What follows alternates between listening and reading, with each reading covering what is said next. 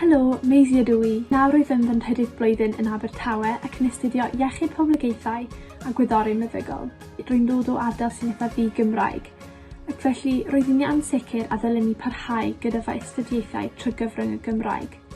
Ond, trwy wneud hynny, rwyf wedi gallu manteisio ar amrywiaeth y gyfleoedd. Enghraifft, eleni roeddwn ni'n gyfrifol am cynnal grwpiau ffocws trwy gyfrwng y Gymraeg ac yna i ddadansoddi ar gyfer ddarn o ymchwil yn yr ysgol feddygaeth. Llynedd roeddwn ni'n llysgennad ar gyfer y Coleg Cymraeg. Mae'r cyfleoedd yma i gyd wedi rhoi'r hyder ar sgiliau i mi ddangos mod i'n gallu gweithio yn ddwyieithog o safon proffesiynol, felly wedi rhoi mantais i mi yn y byd gwaith. Fyswn i hefyd yn gweud i chi, peidiwch â becso am safon eich iaith achos mae yna gymaint o gyfleoedd a chymorth cymdeithasol ac academaidd i chi ddod yn fwy hyderus.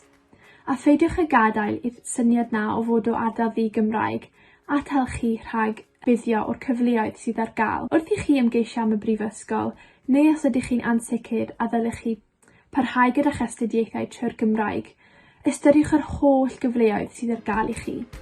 Felly, poblwch i chi gyd.